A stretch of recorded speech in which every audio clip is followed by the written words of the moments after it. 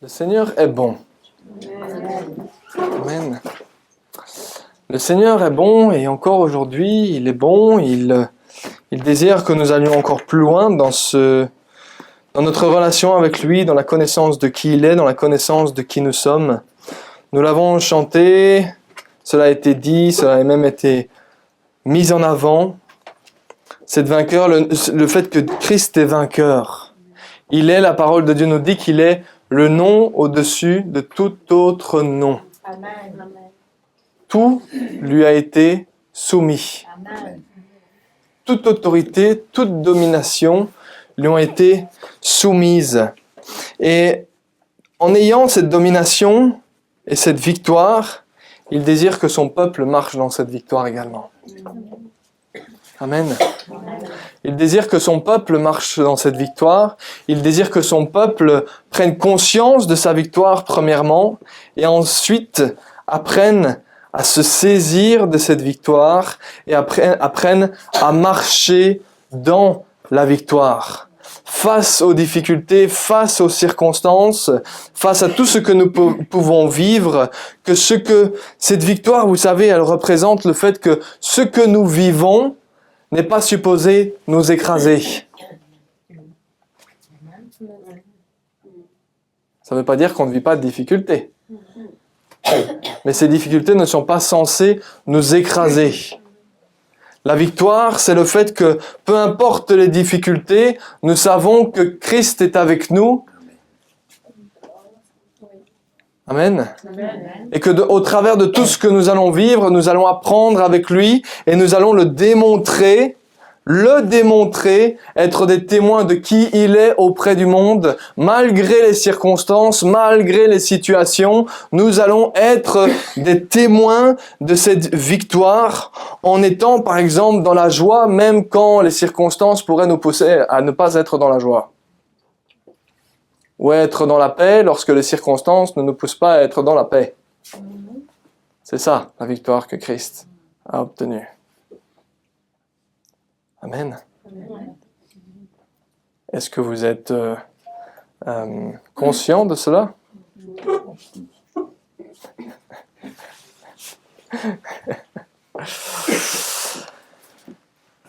Allez, ok, on va continuer dans cet aspect-là. Pourquoi? Parce que nous avons parlé de la vérité. Nous avons parlé de la vérité ces 2 dernières semaines. Et aujourd'hui, nous allons parler de l'esprit de la vérité. L'esprit de vérité. Et cet esprit de vérité qui est le Saint-Esprit, il a aussi ce désir que l'Église de Christ que nous sommes marche exactement comme Christ et qu'elle glorifie qui?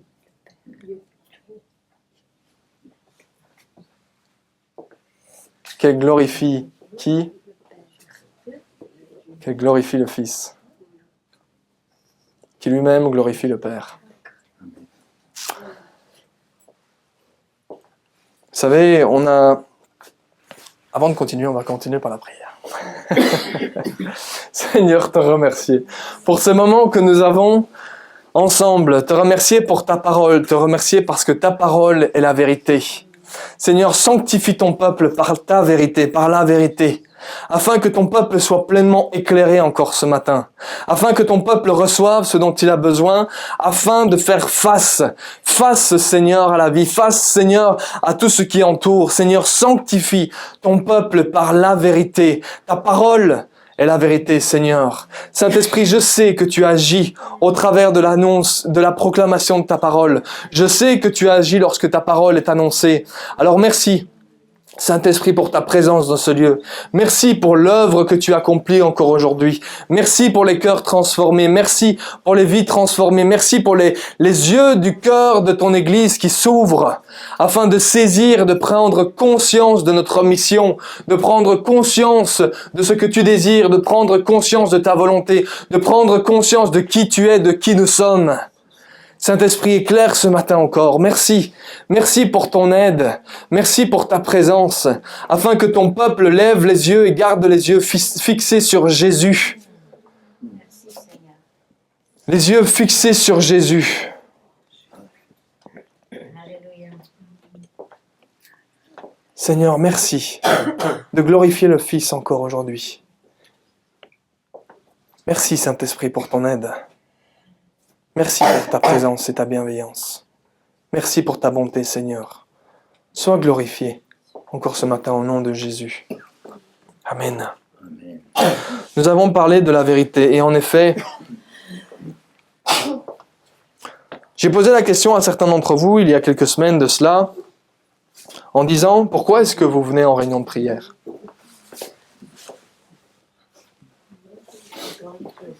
Je dis à certains d'entre vous. J'ai posé la question il y a quelques semaines à certains d'entre vous. Est-ce que vous m'entendez bien? Oui, parce que j'ai l'impression que le micro était un peu plus bas que d'habitude. Est-ce que... Je ne sais plus maintenant. Je vous ai posé une question il y a quelques semaines de cela en vous disant « Pourquoi est-ce que vous... » Je vais prendre la réunion de prière, mais vous pourrez me dire « Pourquoi est-ce que vous venez le dimanche matin à l'église ?» Vous avez déjà réfléchi à ça?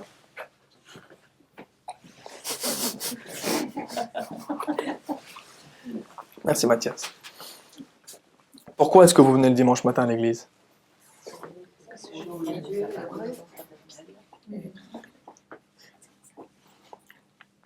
Pour la communion fraternelle? Pour boire une jatte de café? Pour écouter quelqu'un parler? Pour écouter de beaux chants? Il y a une seule bonne réponse qui regroupe toutes celles-là. Pour glorifier Dieu. Pour glorifier Dieu. Le but de notre vie, c'est de glorifier Dieu. C'est d'être à son service. C'est encore ce qui a été dit jeudi passé. Que ce que l'Esprit désire, c'est que nous prenions conscience que tout ce que nous sommes et tout ce que nous faisons est à son service. Pour le glorifier. C'est ce que l'Esprit désire. Les 2 semaines passées, nous avons pu voir, nous avons dit, la parole est là pour nous éclairer. Nous éclairer à faire quoi?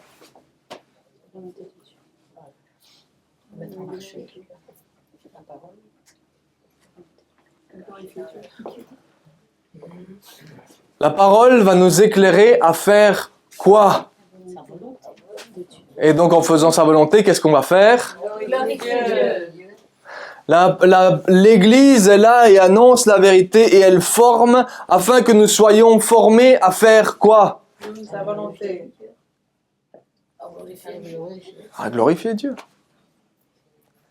Et l'esprit de vérité fonctionne exactement de la même manière. Il désire que nous soyons de ceux qui vont glorifier Dieu. Il va nous conduire afin que le Fils soit glorifié. Il va nous guider, et son désir c'est de nous guider, que nous nous laissions guider, afin d'apprendre comment glorifier Dieu, comment glorifier notre Seigneur. Amen. Nous avons besoin d'être éclairés par rapport à cela, et besoin de comprendre que, en effet, oui, sa parole est la vérité, que l'Église est là pour nous former dans la vérité également, mais qu'il y a ce Saint-Esprit qui est avec nous, ici, dans ce lieu. Dites-moi un petit peu. Je sais que j'ai déjà un peu donné la réponse, mais je vais quand même vous poser la question. Jésus, vous le voyez ici?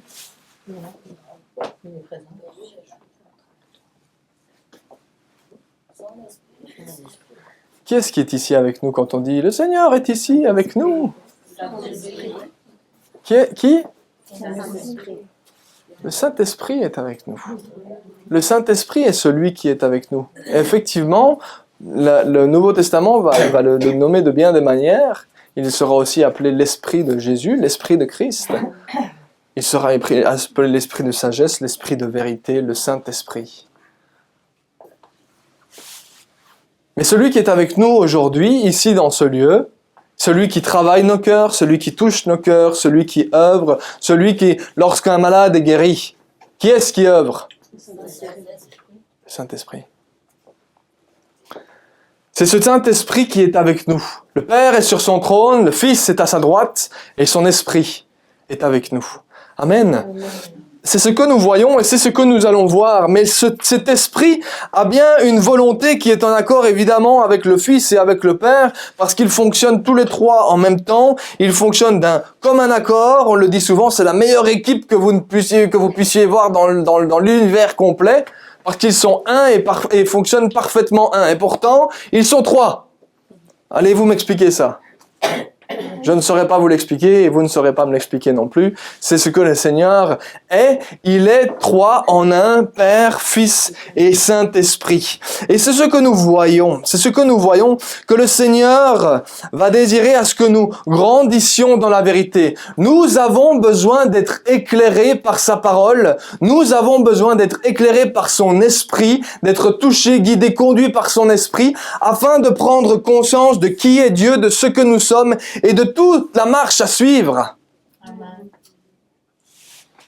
Parce que quand on sait que réellement on a le Dieu de l'univers qui est avec nous, ben normalement, je dis bien, normalement, on ne réagit plus de la même manière. Et on n'agit plus de la même manière non plus. Je dis bien normalement. Si nous mettons en application ce qui va suivre. Vous voyez, Jésus va parler de cet esprit de vérité. Nous avons vu il y a 2 semaines que la parole de Dieu est la vérité. Et c'est sur cette vérité-là que nous avons besoin de nous camper, de nous fonder, de nous construire. C'est sur sa parole que vous avez entre les mains, chacun d'entre vous, bien entendu. Je sais que vous avez tous amené vos Bibles avec vous. Pas plus. C'est sa parole que nous avons comme fondation, sur lesquelles nous allons nous construire. Une fondation, eh bien, sans fondation, vous ne savez pas bien construire. On est d'accord avec ça? Certains travaillent dans le bâtiment, ou on travaille dans le bâtiment. Je suis sûr, essayez de construire une maison sur du sable, qu'est-ce que ça donne? Le vent, la pluie, le vent souffle, qu'est-ce que fait la maison? Elle s'écroule. Par contre, une maison qui est construite sur des fondations, sur le rocher, qu'est la parole de Dieu, le vent arrive, le vent souffle, la pluie arrive, que se passe-t-il? La maison tient, elle tient bon. Ça nous donne des éléments quant à « Ah, je suis dans les difficultés et je ne m'en sors pas. » Mais où sont tes fondations? Es-tu fondé sur tes sentiments et sur ce que tu ressens? Ou es-tu fondé sur la vérité que Dieu partage avec toi? A partagé avec toi. Sur quoi es-tu fondé? Sur quoi t'es-tu consolidé? C'est ce que nous avons vu il y a 2 semaines. Ensuite, nous avons vu que l'Église était aussi un élément qui allait participer à nous former dans cette vérité. L'Église allait être un élément, un pilier. Elle m'a été dit après, le mot était, j'appréciais le mot, donc je vais le répéter, un poteau indicateur, c'est ça? Un poteau indicateur pour montrer quelle est la vérité dans notre conduite, dans ce que nous disons, dans ce que nous faisons. C'est l'Église qui va former à pouvoir démontrer non seulement ce qui est écrit, mais démontrer la réalité de ce qui est écrit, en devenant vérité. Mais, vous savez, même avec sa parole, et même avec l'Église, le Seigneur savait bien que nous avions besoin d'aide.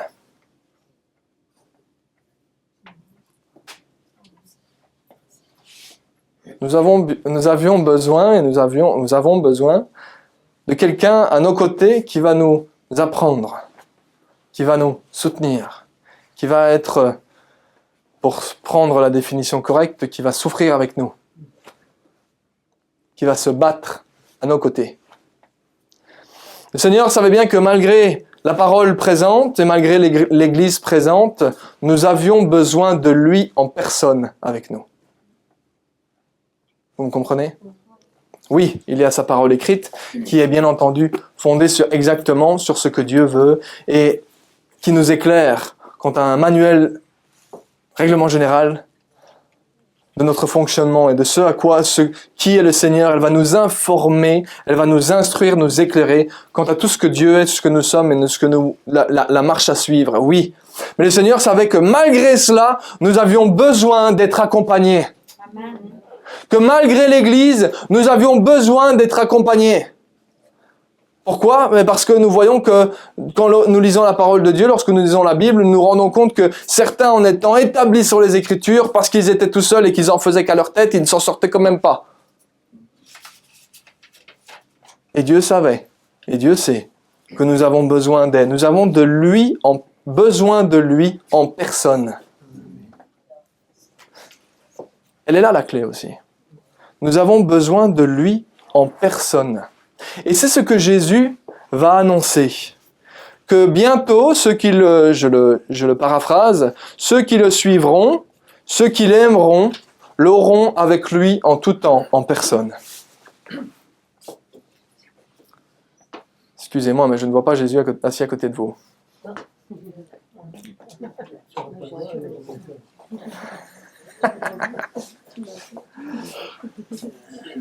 C'est étrange quand même cette histoire. Jésus dit « Je serai avec vous jusqu'à la fin du monde ».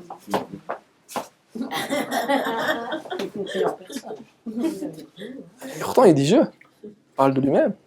Mais de quoi parle-t-il? Vous voyez, on a besoin de prendre instruction sur ce que le Seigneur a annoncé à ses apôtres, à ses futurs apôtres, ses disciples, lorsqu'il était avec eux. Et cela va nous donner instruction aussi. Et pour cela, aujourd'hui, on va passer un peu de temps dans l'évangile de Jean. Dans l'évangile de Jean, dans les derniers instants que Christ va passer avec ses disciples, avec les 12 qui seront autour de lui. Et nous voyons que, vous savez, certains aujourd'hui vont sortir l'expression que je ressors souvent, mais vont sortir cette expression en disant « Ah, si seulement Jésus était avec moi ici sur terre, à mes côtés, les choses seraient beaucoup plus faciles. » N'est-ce pas?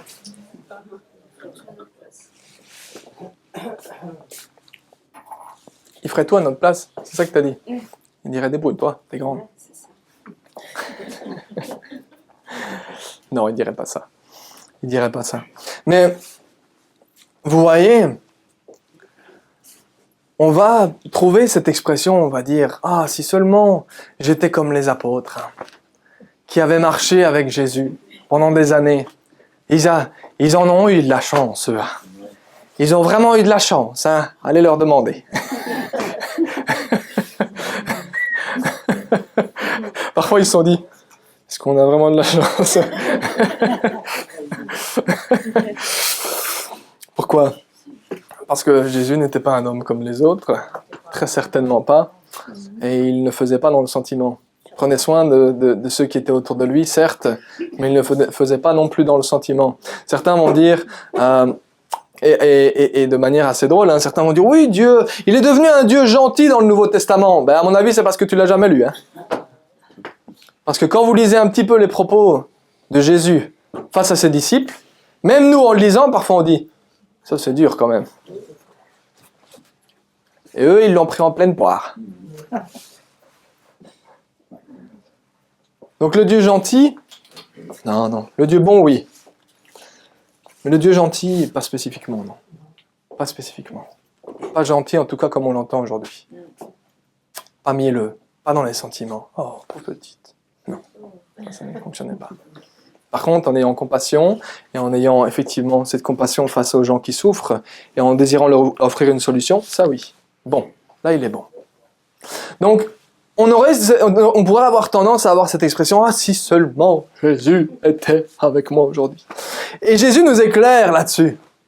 Jésus nous éclaire là-dessus, il a éclairé ses disciples, ces 12 qui étaient autour de lui, et il nous éclaire aussi là-dessus. Pourquoi? Parce que Jésus va passer du temps avec ses disciples, vous le savez, ou certains d'entre vous ont déjà lu les évangiles, il va passer du temps, il va passer même plusieurs années avec eux, il va voyager avec eux, il va marcher avec eux, il va leur donner des missions, il va accomplir des miracles, des guérisons devant eux, il va ressusciter des morts devant eux, il va toutes sortes de choses, et il va parler surtout avec eux, il va avoir une relation avec eux.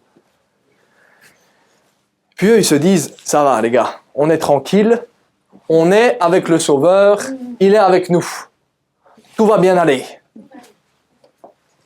Sauf que le Sauveur, à un moment, il dit, bon, moi je dois m'en aller. Mettons-nous 2 secondes dans leur situation. Quand il a dit, moi je dois m'en aller, non. Tu restes avec moi, tu ne pars pas. Mais vous voyez, c'est la réaction parce qu'on voit qu'ils ont tout quitté. Ils ont tout quitté et ils l'ont suivi. Ils ont tout quitté. Ils étaient en train de travailler, ils ont déposé, pour certains d'entre eux, ils ont déposé les filets et puis ils sont partis. Ok, on te suit. Et même Pierre dira, Seigneur, à quel autre irions-nous ? On a tout abandonné pour toi. On va pas partir. Donc, lorsque le Seigneur, petit à petit, dans sa compassion également, leur a petit à petit annoncé que un jour, il ne serait plus à leur côté. Mais on voit que cette réalité prend une toute autre ampleur lorsque nous arrivons sur la fin de la vie de Jésus sur cette terre, la fin de son passage sur terre. Ce sera mieux dit comme ça. Et nous voyons que cette idée va prendre une toute autre ampleur où il va prendre des moments bien particuliers avec eux. Et c'est un moment d'ailleurs que nous connaissons lorsque il va donner, ce que nous allons faire aujourd'hui d'ailleurs, la Sainte Seine. Ce sont des moments particuliers, quelques moments bien précis qu'il va passer avec eux, un repas qu'il va prendre avec eux, et ensuite de longues paroles qu'il va leur enseigner avant son départ. Vous comprenez ? Donc nous sommes dans ce contexte où il va leur annoncer, ça y est, il est temps de mon départ. Et les apôtres vont même lui poser la question en disant, mais où vas-tu ? Thomas d'ailleurs va lui demander. Thomas va lui demander, mais Seigneur, nous ne savons pas où tu vas. Comment pourrions-nous savoir le chemin ? Et Jésus lui a dit, je suis le chemin, la vérité et la vie. Et au travers de cela, dans ce qui va suivre, dans Jean chapitre 14, on va voir qu'il va annoncer, il va leur montrer à quel point il est un avec le Père. Parce que Philippe va lui dire, Seigneur, montre-nous le Père. Montre-nous Dieu, non, autrement dit, montre-nous Dieu, montre-nous le Père, celui dont tu parles. Et il dit, mais t'as pas encore compris que lorsque tu me vois moi, c'est le Père que tu vois. Il leur annonce une unité entre, il leur apprend et leur réapprend, il leur rappelle cette unité avec le Père. Mais pas seulement.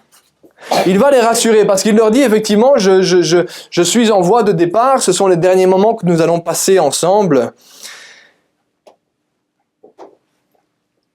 Mais là, nous pourrions comprendre l'inquiétude de dire, mais ok, qu'est-ce qu'on va faire quand il sera plus là ? Comment on va se débrouiller, nous ? Comment est-ce qu'on va vivre ? On a tout quitté pour lui, et maintenant, lui, il s'en va. Il est en train de nous annoncer qu'aujourd'hui même, il va s'en aller. Qu'est-ce qu'on va faire, nous ? Et c'est là où Jésus va les rassurer, c'est le bon mot, les rassurer, leur apprendre les choses qui vont suivre. Il va leur apprendre ce qui va suivre. Que, en effet, d'une certaine manière, il sera bien avec eux. Et c'est ce que nous voyons dans Jean chapitre 14 et au verset 17, si j'ai bonne mémoire, si c'est celui que je vous ai donné. 16, 17. Voilà ce que Jésus va leur dire. Il dit, et moi, je prierai le Père, et il vous donnera un autre consolateur, pour être avec vous éternellement. L'Esprit de vérité que le monde ne peut pas recevoir, parce qu'il ne le voit pas et ne le connaît pas. Mais vous le connaissez, parce qu'il demeure avec vous, et qu'il sera en vous. Vous voyez ? Pour le moment, il demeure avec vous et il sera en vous. Mais qu'est-ce qu'on peut comprendre ? De quoi parle-t-il ? Je prierai le Père et il vous donnera un autre consolateur. Dans ce cadre du consolateur, c'est pas... Les traductions en français ne sont pas extraordinaires, hein, parce qu'il n'y a pas vraiment de mots pour décrire ce que le Seigneur a pu profondément dire, si ce n'est que la définition de ce qu'il dit, c'est « Il vous donnera un autre de celui qui va souffrir avec vous ». Je ne sais pas comment vous l'expliquer autrement. On pourrait d'une certaine manière dire « Il vous donnera un autre, si on doit se rapprocher du principe de souffrir avec vous, de se battre avec vous, il y aura à vos côtés un autre frère d'armes. » Vous aurez à vos côtés un autre. Mais c'est étrange qu'il dit un autre. Pourquoi dit-il un autre ?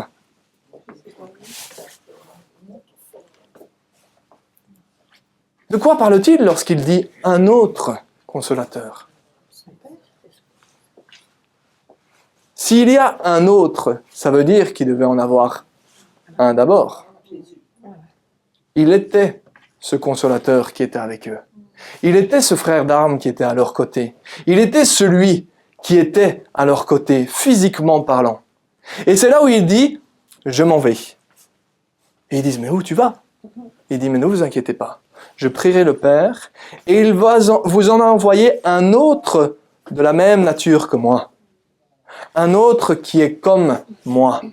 Un autre qui sera à vos côtés comme moi, je l'ai été. » Vous comprenez ? On commence à comprendre que cet esprit, effectivement, c'est pas juste Jésus qui a dit « bon les gars, vous vous débrouillez, je vous ai annoncé la parole, moi je vais jusqu'à la croix, maintenant, basta, débrouillez-vous pour le reste de l'humanité, pour le reste de l'éternité. » Non, loin de là. Il dit « je vous laisse absolument pas seul, je vous laisse pas orphelin. » Pourquoi ? Parce que Jésus était bien conscient, plus que quiconque d'ailleurs, que nous avions besoin et que ses disciples allaient avoir besoin de lui en personne à leur côté. Il était bien conscient et tout à fait au courant, on va plutôt le dire comme ça, du fait qu'ils avaient besoin de Dieu en personne à leur côté afin d'agir comme lui, afin d'agir en vérité. Et c'est pour ça que l'esprit de vérité, c'est Christ qui va l'envoyer, qui dira « Il vous donnera un autre, le Père va vous donner un autre frère d'armes, un autre de ceux qui va souffrir à vos côtés pour être avec vous éternellement. » L'esprit de vérité que le monde ne peut pas recevoir parce qu'il ne le voit pas et qu'il ne le connaît pas. Mais vous, dit-il, vous le connaissez. Pourquoi le connaissait-il ?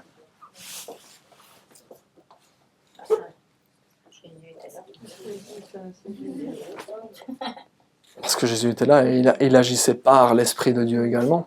En étant avec Jésus, ils étaient aussi avec son Esprit, avec l'Esprit Saint, sans même qu'ils en prennent conscience. Mais Jésus était là physiquement et c'est l'Esprit Saint qui agissait.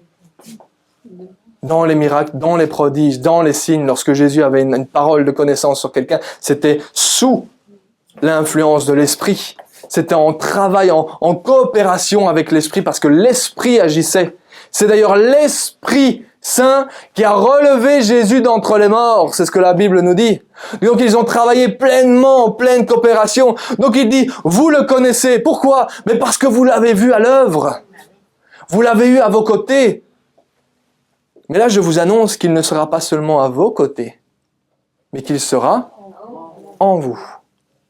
Il sera en vous. Ce qui va, autrement dit, vous donner la capacité d'agir exactement comme moi, comme Jésus, comme lui. D'accord ? C'est ça qu'il est en train d'annoncer. Nous avons besoin de comprendre que que Jésus ne nous a pas laissés seuls. On a parlé de la vérité, du besoin d'être informé de la vérité, du besoin d'être formé dans la vérité, d'être vérité. Mais Jésus dit, tu ne sauras pas être vérité si je ne suis pas avec toi. Tu as besoin que je sois avec toi. Tu as besoin. Les disciples, qu'est-ce qu'ils avaient avec Jésus ? Une relation. Ta relation avec l'Esprit Saint va être nécessaire aussi. Tu auras besoin de la même relation que les disciples avec Jésus. Les disciples vont l'avoir avec l'Esprit Saint. Parce que c'est juste un autre consolateur, de la même manière que Jésus, qui sera à leur côté. Ensuite, il va continuer, il va nous donner des indications sur la mission de cet esprit. Sur le fonctionnement et la mission de cet esprit. On parle toujours de la vérité. Aujourd'hui, on va pas... j'ai pas envie de limiter ce que l'esprit fait, d'accord ?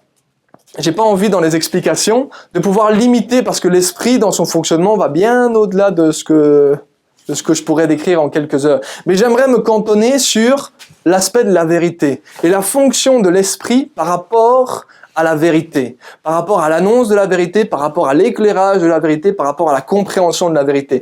Donc on va se cantonner à ce que Jésus dit et les instructions qu'il donne. Et nous voyons que lorsqu'il parle de cet esprit, lorsqu'il parle à ses disciples, il leur dit effectivement qu'il ne va pas les laisser seuls. Il ne va pas les laisser seuls. Et il dit un peu plus loin au verset 26, Il dit, mais le consolateur, voyez, il reparle de lui. Il le ramène. Mais le consolateur, l'Esprit Saint, que le Père enverra en mon nom, lui, il vous enseignera toutes choses et vous rappellera toutes les choses que je vous ai dites.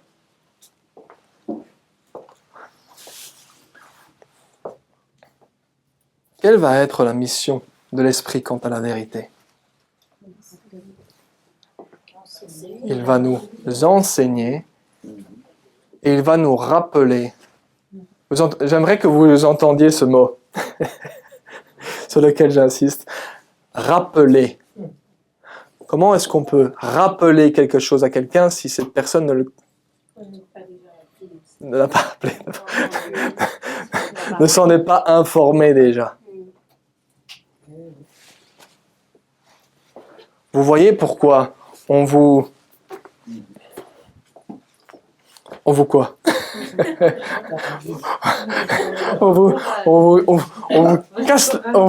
encourage, c'est le bon mot. On vous encourage très gentiment à vous informer de ce que Dieu dit. Parce que c'est sur cette parole et c'est cet outil que l'Esprit va utiliser afin de vous rappeler les choses au moment opportun.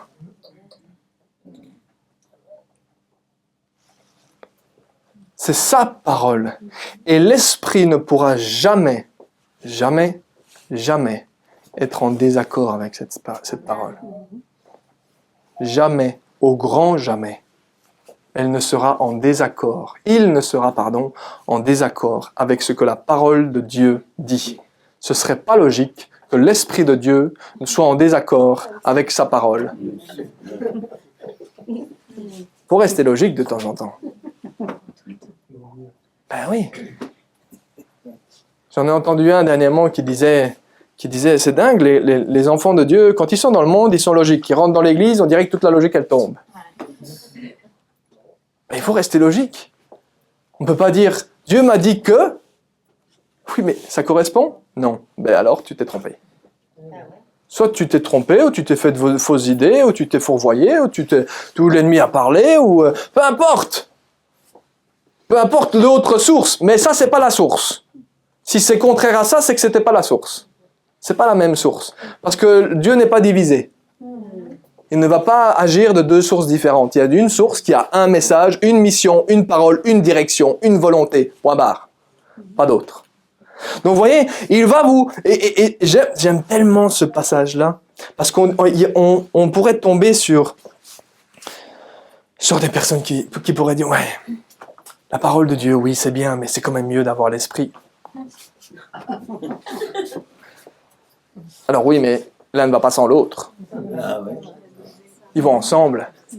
Donc il faut arrêter d'être un illuminé sur un nuage en disant « Moi, j'ai pas besoin de la parole, j'ai l'Esprit qui est en train de... » Oui, ben c'est ça, oui. C'est ça. C'est pour ça que Jésus disait le contraire et qu'il disait « Les gars, soyez attentifs, parce que l'Esprit va vous rappeler ce qui est écrit. Il va vous rappeler et être systématiquement en accord avec ce qui est écrit. Donc si vous me dites que vous n'avez pas besoin de la parole, ben, on dit quelque chose de contraire de ce que Jésus disait. Alors il faut choisir. Il faut choisir. Mais c'est là où nous voyons que le Seigneur indirectement, certains vont dire « Oh, mais Jésus ne dit jamais qu'il faut absolument lire la parole. » Oui, mais dans tellement de versets, il montre l'importance de la parole. Et il faut savoir aussi que le peuple juif, mes bien chers frères et sœurs, je l'avais perdu cette phrase, que les juifs, quand ils ont l'âge d'Alia, déjà ils commencent. Hein. La parole, la parole, la parole, la parole, la parole, la parole, la parole, la parole. Et ils arrivent à réciter. J'écoutais dernièrement leur fameuse, lorsque vous écoutez Deutéronome, leur prière du schéma. Et vous vous rendez compte, et on se dit, ils récitent ça tous les jours. Matin et soir. J'arrivais pas à me souvenir des 5 premières lignes. Et eux, ils ont 10 minutes de prière longue. Et c'est la parole de Dieu, écrite. Ils la connaissent sur le bout des doigts. D'accord? Alors c'est bien là où nous insistons en disant, oui, ils ont la parole, mais ils ne sont pas éclairés parce qu'ils ont besoin de Dieu en personne afin de les éclairer sur la véracité de cette parole. Là, on est d'accord. Les deux ont besoin d'être ensemble. La parole et son esprit pour nous éclairer sur la parole. Mais l'esprit, on ne peut pas non plus être l'extrême inverse. Vous voyez, on ne peut pas être un extrême et un autre. Et dire non, on n'a pas besoin de la parole. Ou l'autre qui va dire non, j'ai pas besoin de l'esprit. Mais non, l'un comme l'autre, vous avez tort. Vous avez besoin de la parole et vous avez besoin de l'esprit. Parce que l'esprit et la parole vont fonctionner ensemble. Et celui qui a créé la vie, c'est aussi au travers de l'esprit. Oui, mais quand Dieu a créé l'univers, qu'est-ce qu'il a fait? Il a parlé, c'était sa parole, et puis c'est l'esprit qui a agi. Ah bah tiens, ils fonctionnent ensemble, on dirait. Eh oui, la parole et l'esprit agissent ensemble. On comprend? Donc, on a besoin, et c'est pour ça oui, effectivement, Lia a dit, on vous martèle. Oui, on vous martèle. On vous martèle le fait d'être campé, basé, fondé sur la parole de Dieu. C'est pour ça que c'était le premier point d'ailleurs. Parce que c'est là-dessus, ce sur quoi l'Esprit Saint, on dit oui, mais j'aimerais bien être guidé par l'Esprit. Oui, mais j'aimerais bien que l'Esprit me montre les choses dans certaines situations. Mais commence à lire, tu vas lui donner plus d'opportunités pour te guider.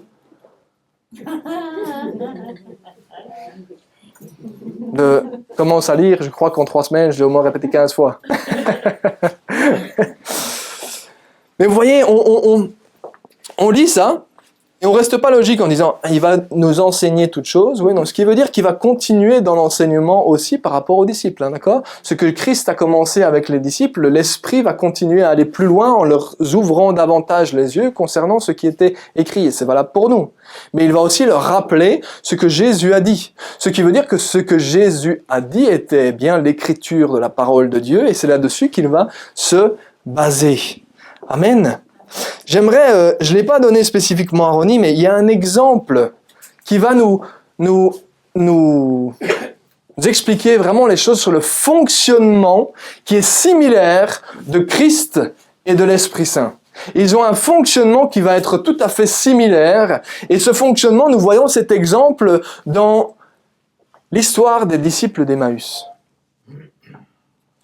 Il va y avoir une similarité entre... Est-ce que certains connaissent l'histoire des disciples d'Emmaüs?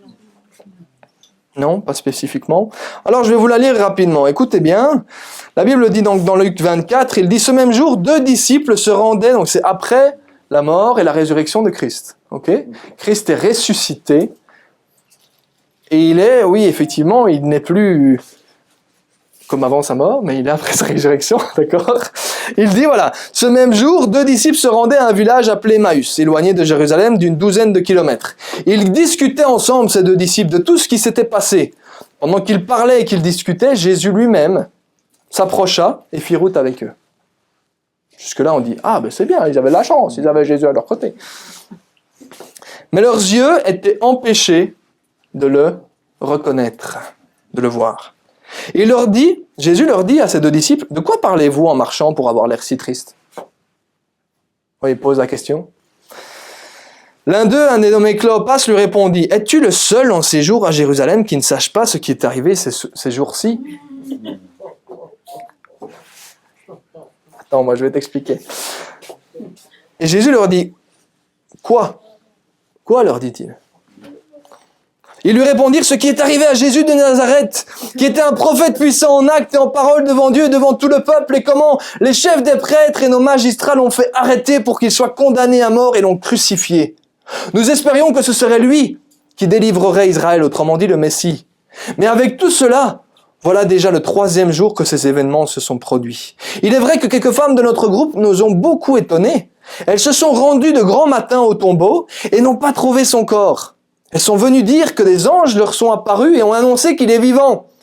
Quelques-uns des nôtres sont allés au tombeau et ils ont trouvé des choses comme les femmes l'avaient dit. C'est ce que nous lisons quelques versets plus tôt. Mais lui, ils ne l'ont pas vu. Alors Jésus leur dit, « Homme, Jésus gentil, homme sans intelligence, dont le cœur est lent à croire tout ce qu'ont dit les prophètes. Ne fallait-il pas que le Messie souffre ces choses et qu'il entre dans sa gloire ?» Et ensuite, écoutez bien le verset 27. Il dit, « Puis en commençant par les écrits de Moïse et continuant par ceux de tous les prophètes, il leur expliqua dans toutes les Écritures ce qui le concernait. » Jésus ressuscité va avoir exactement la même fonction de l'Esprit Saint que nous ne voyons pas qui est avec nous.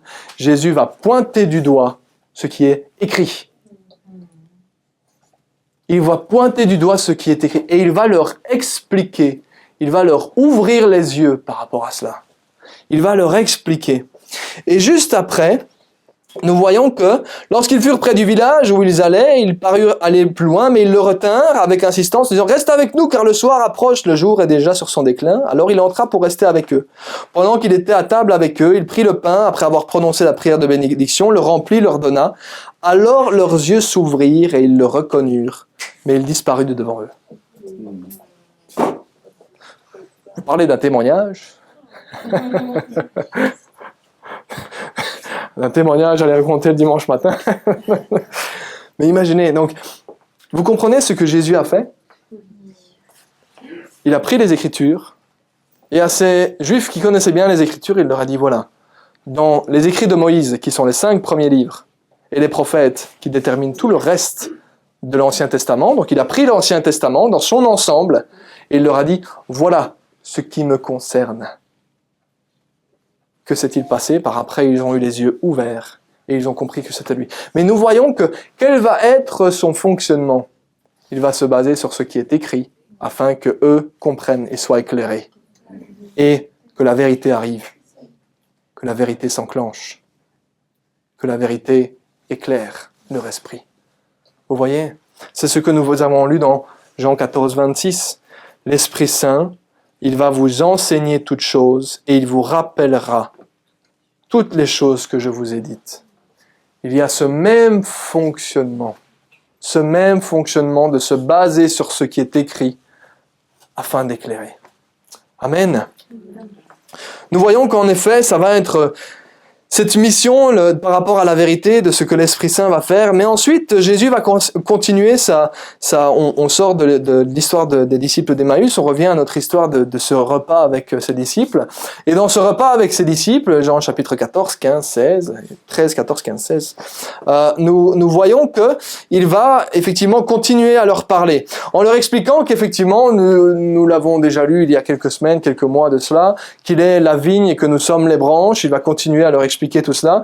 Et il va commencer à leur expliquer aussi qu'ils vont avoir des moments difficiles. Ils vont vivre des moments compliqués, des moments difficiles face au monde. Il va leur expliquer leurs relations, il va les instruire sur les relations qu'ils sont supposés avoir les uns avec les autres. Et ensuite va commencer à les avertir sur les difficultés qu'ils vont commencer à vivre face au monde. Il va clairement les instruire jusqu'au point de dire: ils vont vous rejeter des synagogues, et une heure vient où tous ceux qui vous tuent penseront qu'ils offriront une offrande à Dieu. Vous parlez d'un avertissement. Parlez d'un avertissement. Donc nous voyons que le premier cas de ce que nous avons lu, c'est bien que Jésus voulait insister sur le fait qu'il n'allait pas être seul. Qu'il n'allait pas être seul et qu'il y en avait un autre qui arrivait, qui allait être à leur côté comme Jésus était à leur côté. Amen. Et qu'ils allaient avoir le même fonctionnement. Mais il va un peu plus loin et effectivement, il les avertit quant aux difficultés qui arrivent. Et voilà qu'il revient sur la mission de l'Esprit Saint, parce que de nouveau, la question se pose.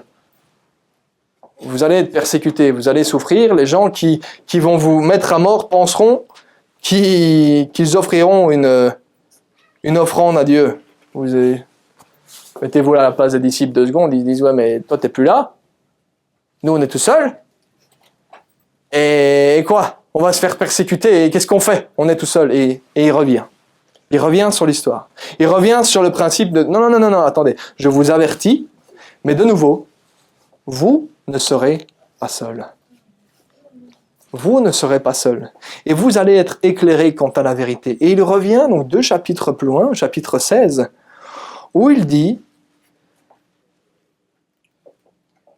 il leur dit même, quelque chose d'intéressant, il leur dit « Moi je vais vers celui qui m'a envoyé, et personne ne me demande « Où vas-tu » Mais il dit « Maintenant je vois que la tristesse a rempli vos cœurs. » Et nous voyons sur le verset qui est affiché, très certainement, oui, nous voyons qu'il dit « Toutefois, je vous dis la vérité. » Vous êtes prêts? « Il vous est avantageux que moi, je m'en aille. Car si je ne m'en vais pas, le consolateur ne viendra pas. Mais si je m'en vais, je vous l'enverrai. Et là on dit, eh bien pour ceux qui disent, ah ben ils ont de la chance, hein. Ceux qui disent que Jésus est quand ils étaient Jésus à leur côté, et Jésus il dit, attends, c'est à ton avantage que je m'en aille. Étrange cette histoire. Mais non. Pourquoi? C'est logique. C'est à leur avantage. Parce que l'Esprit Saint ne va plus non seulement être avec eux, il va être en eux, leur donner pleinement la capacité d'être comme Christ. Mais non seulement ça, Christ, lui, était, vous savez, on le répète souvent, il s'est séparé de sa gloire. Et il est venu dans la condition faible d'un homme. À quoi Jésus était effectivement à un seul endroit, à un seul moment. Oui, mais on est combien ici? Une vingtaine, une trentaine, et on dit quoi? Mais chacun part de son côté. Jésus, à la semaine prochaine, hein? Parce que lui, il doit rester ici. Ben oui, il reste avec moi. Non, je fais ça. Je le garde. Non, mais imaginons-nous. Il reste ici, et nous, qu'est-ce qu'on fait? Ben, on est tout seul. On est tout seul, chacun de notre côté. Et on dit quoi? On va rester ici avec lui. Du coup, tout le monde dort chez moi. Prenez un lit, commencez. Cohabitation, c'était pour ça. Mais vous voyez, il dit, il vous est avantageux que je m'en aille. Parce que si je ne m'en vais pas, je ne vous l'enverrai pas. C'est moi qui vais vous l'envoyer. Et lui va venir, et il sera avec chacun d'entre vous, capable d'enseigner chacun d'entre vous particulièrement. Vous savez, on paye cher. On paye cher pour avoir un prof particulier. Dans le monde, je parle. On va à l'école, c'est moins cher. L'école publique, c'est moins cher. Par contre, acheter un prof... louer... payer les services d'un prof particulier, pour parler correctement. Payer les services d'un prof particulier, et on en reparle. Votre salaire, il y passe. Donc, qu'est-ce qu'on va faire? Mais en fait, chacun d'entre nous avons notre prof particulier avec nous. Beau ça, hein? Et c'est pour ça que Jésus a pu leur dire, il est avantageux pour vous que je m'en aille, parce que je vais vous envoyer le consolateur, celui, votre frère d'âme, qui sera à vos côtés, qui va souffrir avec vous, se battre avec vous, qui va vous montrer, qui va vous éclairer, qui va vous enseigner, qui va vous rappeler les choses. De la même manière que je pouvais le faire, il sera avec chacun d'entre vous. Amen. Amen. Et là on dit, effectivement, on ne peut dire que merci Seigneur. Merci Seigneur parce que il a envoyé. Mais au-delà de ça, il va aussi être celui qui, vous savez, certains vont se poser la question, et on avance un peu dans le sujet, certains vont se poser la question, ouais mais moi je comprends pas, j'ai beau parler aux gens, j'ai beau évangéliser, et les gens ils n'acceptent pas, ou ils ne veulent pas, ou... Qu'est-ce qui vous a demandé d'essayer de convaincre et de toucher le cœur des gens? Et depuis quand est-ce qu'on a dit que c'était votre mission? Notre mission, on l'a appris la semaine passée. Nous sommes des piliers de la vérité. Donc ce qui veut dire que nous allons être de ceux qui vont, effectivement je reprends l'expression, un pilier indicateur, un poteau indicateur, qui vont montrer la direction.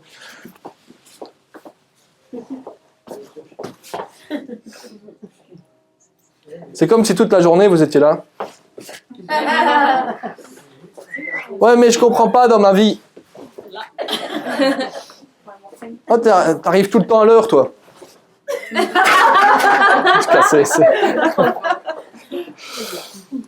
Mais oui, c'est ce que nous allons annoncer. Nous devenons de ceux qui vont saisir les opportunités afin de partager, afin d'évangéliser, afin de proclamer la parole, prêcher la parole, etc. Et dans notre conduite, nous sommes aussi des piliers. Nous allons démontrer la victoire que Christ a accomplie.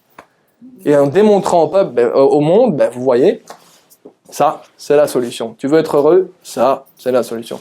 Tu veux être heureux? Ça, c'est mon Seigneur. Tu veux être dans la joie? Jésus. Tu veux être dans la paix? Jésus. Tu veux être à l'heure? Jésus.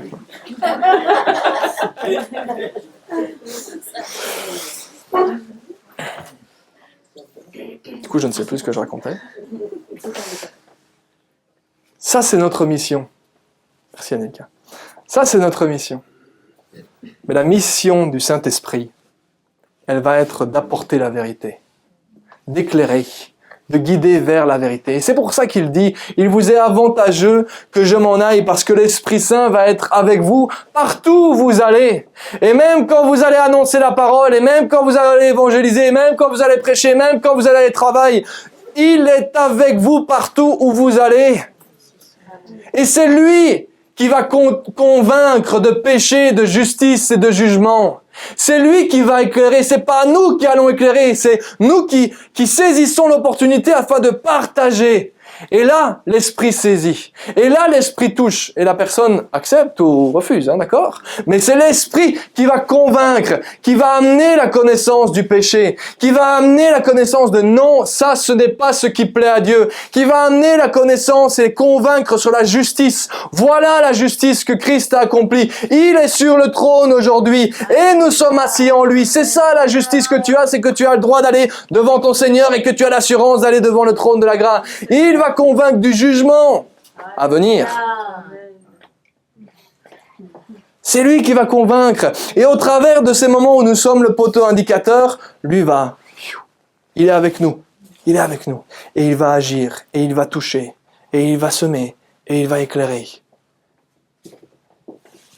Nous comprenons ? C'est cela que le Seigneur va faire. C'est cela qu'il va faire. Mais au-delà de ça, si nous continuons encore un petit peu et nous continuons en versets 13 et 14, voilà ce qu'il dit. Voilà ce que Jésus annonce.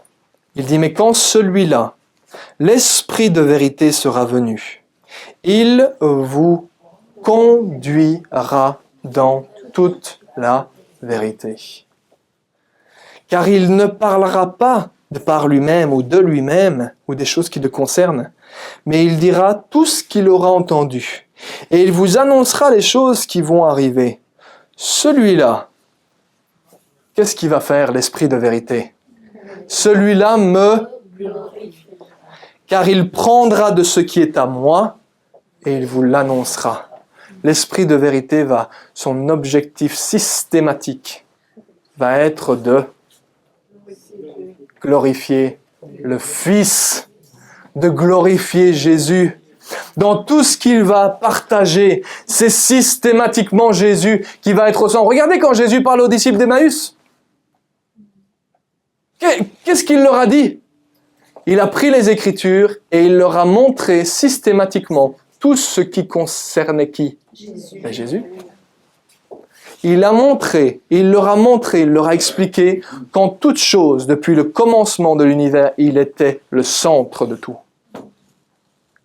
Que tout avait été fait par lui et pour lui. Il est le centre et c'est cela que l'Esprit veut. L'Esprit de vérité, il désire que nous avancions dans la vérité. Il désire nous conduire, nous guider dans la vérité. Pourquoi ? Parce qu'il désire que le peuple de Dieu glorifie Jésus. Et il veut nous éclairer afin que nous apprenions comment glorifier Jésus. C'est ça sa mission. C'est pour ça que Jésus a dit, il est avantageux que je m'en aille, il va être avec vous. Et dans chacune des choses que vous allez vivre, il va vous enseigner particulièrement parce que il vous sonde. Le Seigneur nous sonde, il connaît nos pensées, il sait quand je me lève, il sait quand je m'assieds. Il connaît chacune de nos particularités, il connaît chacune de nos qualités, chacun de nos défauts, il connaît chacun des dons qu'il nous a donnés et il désire que tous ces dons soient mis au service de qui ? Du Maître, au service du Seigneur, au service de Jésus, afin que Jésus soit glorifié. Jésus dit, je suis le chemin, la vérité et la vie. Personne ne vient au Père que par moi, dit Jésus. Et l'Esprit de vérité guide systématiquement vers Jésus. C'est pour ça que certains diront, ah oui, j'ai eu une expérience spirituelle, mais ouais, j'ai ressenti quelque chose, j'ai vécu quelque chose. Et puis on dit, et Jésus, tu connais? Ah, je veux pas entendre parler de Jésus. Ah ben, c'était pas l'esprit de Jésus alors. Vous voyez, le filtre est vite mis. Hein. Parce que si nous comprenons que systématiquement Dieu va tourner notre espérance, notre foi, notre amour, et que l'Esprit de Dieu va nous indiquer systématiquement Jésus, quand quelque chose ne concerne pas ou une indication n'est pas donnée en accord avec ce que Jésus a dit, ce que Jésus a fait et ce qu'il est, on sait que ça ne vient pas de lui. Tout concerne Jésus. Et ce que l'Esprit de vérité veut, c'est que nous grandissions dans la vérité, que nous soyons éclairés afin de prendre conscience que tout ce que nous sommes est pour le Fils et le Fils seul. Et qu'un jour, le Fils remettra tout au pied du Père. Amen. C'est cela qui nous est expliqué dans la parole. Et vous voyez, il est important de comprendre que oui, l'Esprit parle, oui, l'Esprit guide, mais jamais il ne va annoncer quelque chose de différent que ce qui est écrit. Ou en tout cas, ce ne sera jamais en désaccord avec ce qui est écrit. D'accord ? Même l'apôtre Paul parlera de ça. Il dira, même si un ange vient vous annoncer un autre évangile que celui que nous vous avons annoncé, qu'est-ce qu'il a dit ?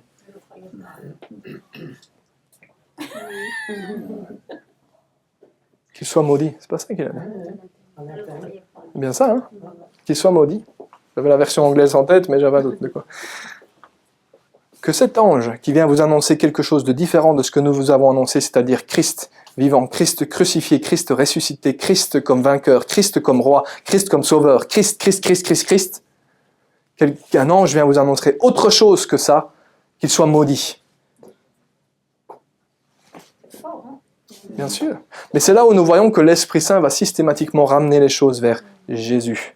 Et quand quelqu'un me dit « Ouais, moi je crois en Dieu, tout ça, mais Jésus... » T'as pas encore compris, il a dit « Je suis le chemin, la vérité, la vie ». Pourquoi est-ce que nous voyons, par exemple, certains d'entre nous pourraient chercher, ou nous avons pu chercher, ou nous avons déjà pu entendre des choses qui peuvent nous troubler, même par rapport à l'islam, ou par rapport à, d'autres religions qui vont dire « Ouais, Jésus, c'était un bon gars. C'était un prophète, c'était ceci, c'était un bon enseignant. » Ma question c'est, est-ce qu'il est roi des rois ou pas ? Est-ce qu'il est Dieu, oui ou non ? Alors l'esprit que tu n'as n'est pas l'esprit de vérité. Peu importe ce que tu peux me vendre, que c'est bien, que c'est génial, que tu adores Dieu, je suis en train de te dire que tu n'adores pas le bon Dieu. Pas le bon Dieu dans le sens du bon Dieu, vous m'avez compris. Pas le vrai Dieu, d'accord ? C'est ça que j'entendais. Vous savez. Et vous voyez, il est celui qui va nous guider dans la vérité, l'Esprit Saint. Il est celui qui nous guide dans la vérité. Et pour approcher tout doucement de la fin pour aujourd'hui, cet Esprit Saint, reprendre le verset où il dit « il va nous rappeler les choses ». Dans tout ce qu'il va rappeler, c'est afin que le Fils soit glorifié, c'est afin que Jésus soit glorifié, d'accord ? Donc ça, bien prendre ces principes en place. Mais nous disons « ok, l'Esprit Saint est avec moi. Et je veux me rendre, je désire servir Christ et l'Esprit Saint me pousse à servir Christ. Ok, c'est génial. Mais c'est là où c'est très bien d'avoir des bonnes intentions. Mais c'est là où le Seigneur aussi, si on prend un aspect pratique de la chose, va nous apprendre à nous discipliner. À nous discipliner afin de nous rendre accessibles à la conduite de l'esprit. C'est-à-dire qu'il y en a certains qui diraient « j'ai envie que l'esprit me conduise. » Ok, mais il le laisse sur le côté passager. Il le laisse sur le côté passager, ou dans le coffre si tu veux. En fait, c'est là où en tant qu'enfants de Dieu, nous avons besoin de nous discipliner afin de donner l'occasion à l'esprit de pouvoir rappeler ces choses-là, afin de donner l'occasion à l'esprit de pouvoir agir dans nos vies. La discipline, Elle concerne évidemment ce que j'ai déjà pu vous dire tout à l'heure. Le fait de ne pas lire la parole, comment le Seigneur, comment l'Esprit va nous guider à agir comme il est conforme à la parole si nous ne nous sommes pas premièrement informés de cette parole. L'Esprit Saint va se baser sur la parole de Dieu afin de nous éclairer et afin de rendre vie à nos corps mortels. C'est cela qui est écrit.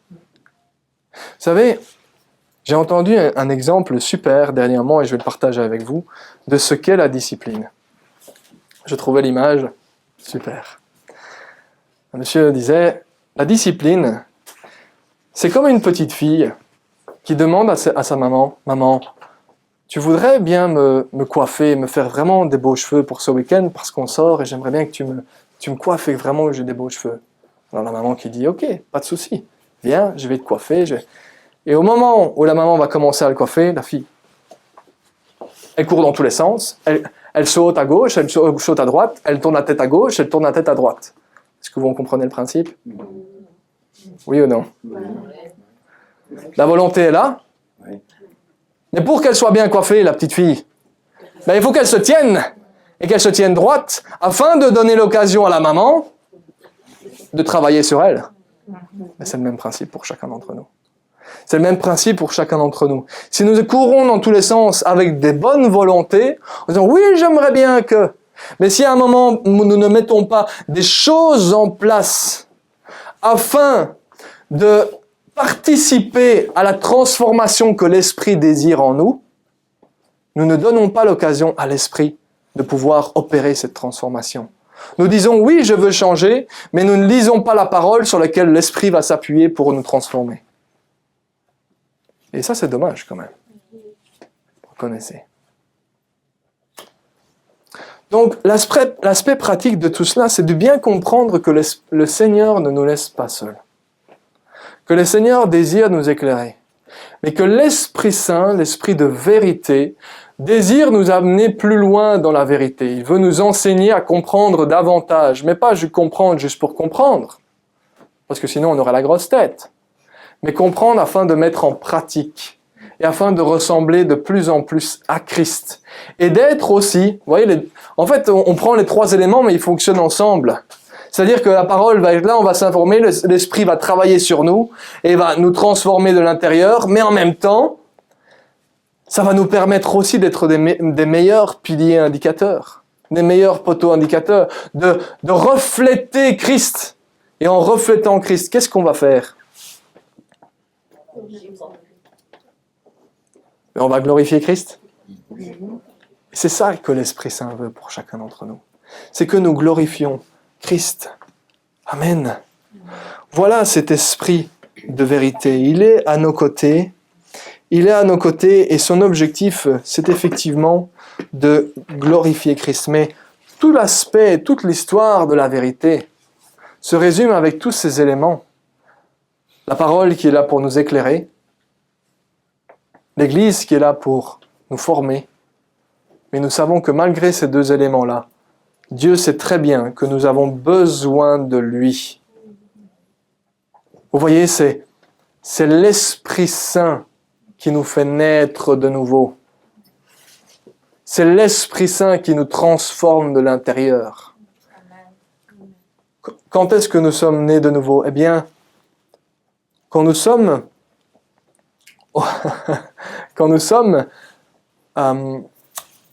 c'est quoi le mot que je cherche? Nous sommes exposés à la vérité.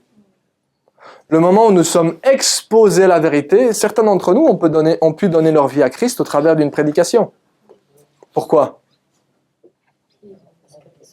Parce que la vérité a été exposée. La parole de Dieu a été annoncée. Certains d'autres d'entre nous ont pu donner leur vie à Christ en entendant un témoignage ou en voyant Dieu à l'œuvre. Ils ont été exposés à la vérité. Leur cœur a été touché. L'Esprit est entré. L'Esprit a transformé. Et ensuite, l'Esprit va enseigner et va rappeler les choses qui sont dans la vérité. Et il va amener l'homme, l'enfant de Dieu, à aller encore plus loin dans la vérité. Souvenons-nous de ce verset qui dit « Ce que Dieu veut, c'est que tous les hommes soient sauvés et qu'ils parviennent à la connaissance de la vérité. L'Esprit va travailler dans ce sens-là. Il va travailler dans le sens de nous faire parvenir à la vérité, afin que nous soyons plus au courant, que les informations que nous recevions ne soient pas juste des écrits sur un papier, mais que ça devienne une réalité dans nos cœurs, dans nos esprits. Qui est Dieu? Ce que nous sommes, la victoire que nous avons obtenue. Et lorsque ces aspects, ces doctrines, ces enseignements vont devenir réalité dans nos vies, nous allons agir différemment. Et nous allons commencer à glorifier Dieu davantage. Et là, nous voyons cette boucle qui se met en place. Amen. C'est ce que l'Esprit de vérité, c'est ce vers quoi l'Esprit de vérité va nous pousser, va nous guider, va nous conduire à ce que nous glorifions le Fils. Amen. Amen. Même ces moments de Sainte Seine que nous allons pouvoir vivre ensemble, elles sont en remerciement par rapport à ce que le Fils a pu faire. Amen. C'est ce que Jésus dit. Faites-le, je te devance pas maintenant, t'inquiète. Faites-le en souvenir de qui? De moi. Et il est important que personne ne se prive de ce pain et de ce jus de raisin.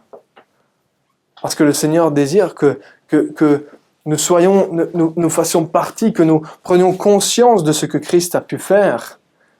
Mais soyons bien concrets. Qui a donné sa vie à Christ ici dans cette pièce? Il n'y a donc aucun d'entre vous qui ne devrait se retenir de prendre le vin et le jus de raisin.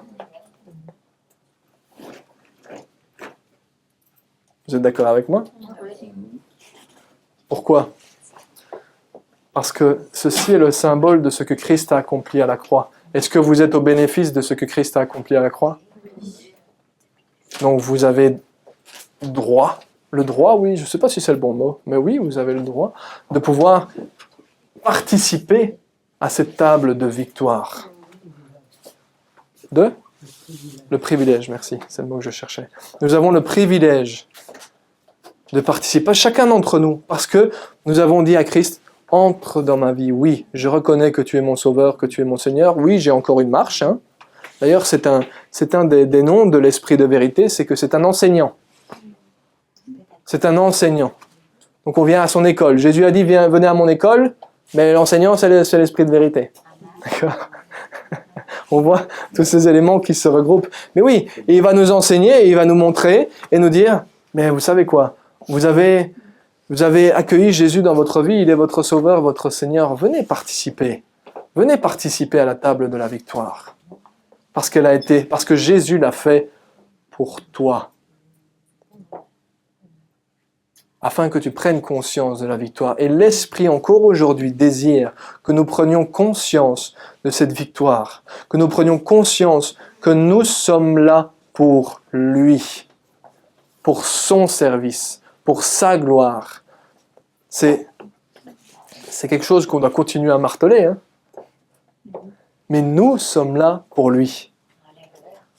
Et plus on avance et plus on en prend conscience de ce que Jean-Baptiste a pu dire, que moi je diminue et que lui, il augmente. C'est cet aspect-là. Et plus nous allons être accessibles à ce que l'Esprit Saint travaille en nous, et plus nous allons prendre conscience combien nous avons besoin de le servir lui, et plus à ce moment-là, nous allons apprendre à faire moins pour nous et plus pour lui. Parce que nous diminuons, ce que lui, il augmente. C'est ça, cette marche. Et là, bref, je ne vais pas continuer 2 heures, sinon... mais c'est important ces points-là. C'est ce que le Seigneur désire, c'est sa volonté que nous soyons sauvés, que nous parvenions à la connaissance de la vérité, et il a placé son esprit, il a envoyé son esprit à nos côtés, afin que nous avancions dans cette vérité, que nous soyons équipés de tout ce dont nous avons besoin, afin d'être, que vous me croyez ou que vous ne me croyez pas, d'être exactement comme Jésus.